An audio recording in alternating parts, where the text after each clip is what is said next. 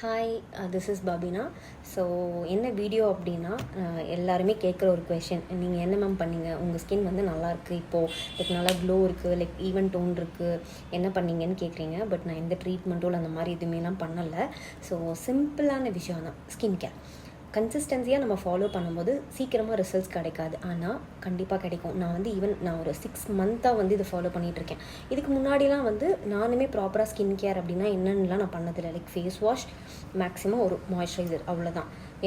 அதிகபட்ச மேக்கப்பே Kajal and lipstick மட்டும்தான் நான் போடுவேன். மற்றபடி எதுவுமே போட மாட்டேன். மாய்ஸ்சரைசர் தான் க்ரீம்னு பார்த்துக்கிட்டா.